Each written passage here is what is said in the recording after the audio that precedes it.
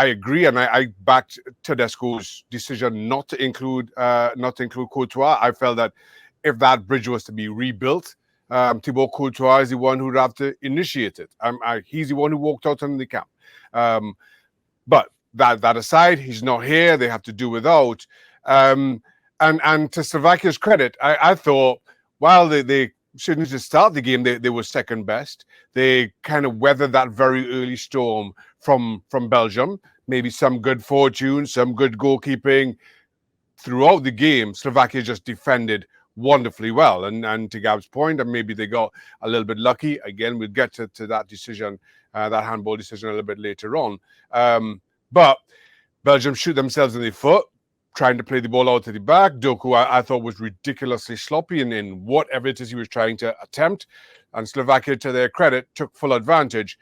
And from there, I just thought they defended incredibly well. And while, as that game went on, and I'm thinking, I'm Slovakian here, we're defending well. You're sensing the frustrations of the Belgians. You just grow in confidence. And I thought that's what you saw. As the game went on, Slovakia grew in confidence, played a whole lot better without ever really giving a whole lot at the other end. And when they did, they found Dubravka, a goalkeeper. Yes, I'm biased, given his time in Newcastle. I thought, again, equipped himself wonderfully well. Yeah, it was definitely a resilient Slovakian side against Belgium. But let's get into that situation there, Gab Marcotti, because Lois Openda did believe he took on his man, made a good cross for Romelu Lukaku, who had already made 3 chances. He missed 3 chances in this game, but he thought he put the ball in the back of the net, but it was not to be.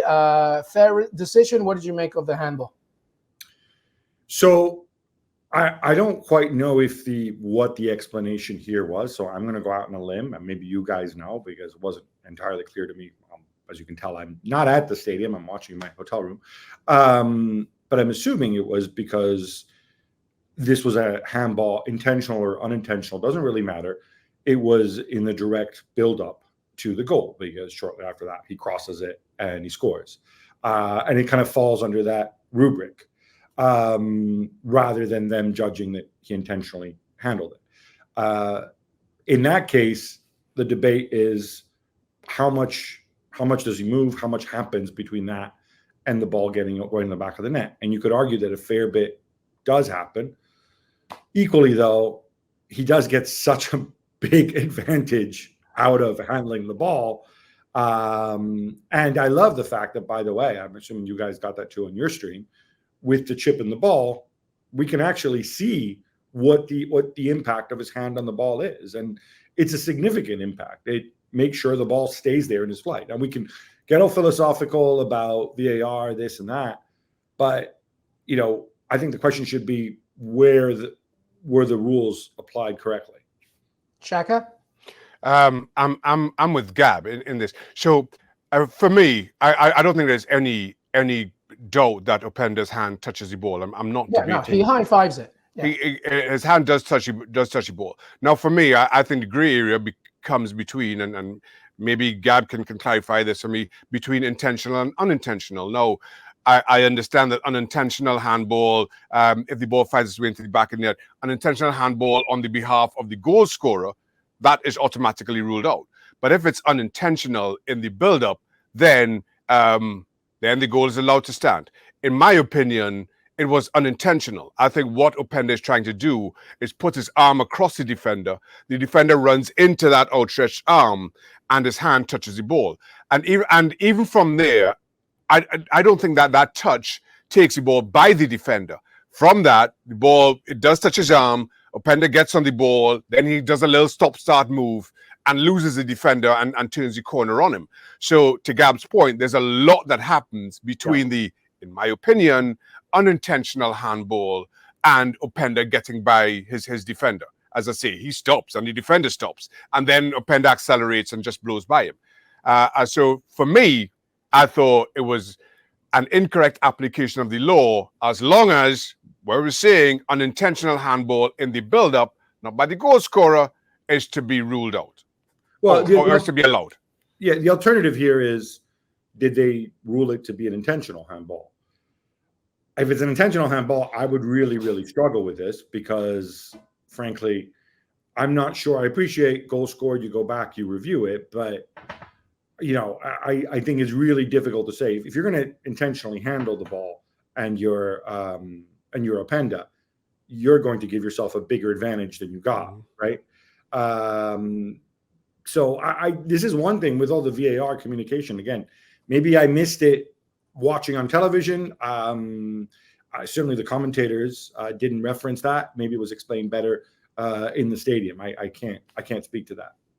Yeah, we'll have to double check on that. But regardless, the ref went to the screen. It was taken back. And by the way, this is live, so we're getting a lot of chats and questions. And yes, this was an inevitable one. Shaka, Hislop, I'll start with you. And then Gab, please chime in. I know you will. Romelu Lukaku, he did have 3 big misses in this game, which, by the way, is they're tied for most in a European Championship match since 2000. So, I mean, crazy stats. He told you Belgium didn't qualify for several Euros. I know, but we have to talk about Lukaku because he really did. Okay, the bigger point of the stat is that Lukaku had a terrible game. Yes, can we agree on that? Okay. Well, I think you can make that accusation of anybody in a Belgium shirt, or just about anybody in a Belgium shirt. Yeah, but Shaka, he missed some really. I'm not trying to make him the scapegoat here.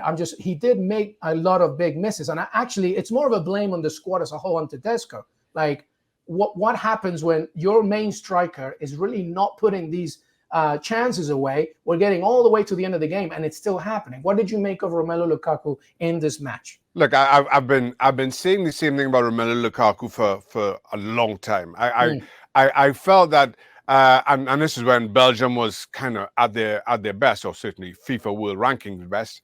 I just wasn't sure that Lukaku was the striker to propel Belgium to significant tournament glory. That being said, he had big chances, and yes, they could and should have gone in. But I also kind of side with Lukaku in a couple of those. One early on, he tries to take quickly in a little bit of a crowd, hits it straight at Dubravka.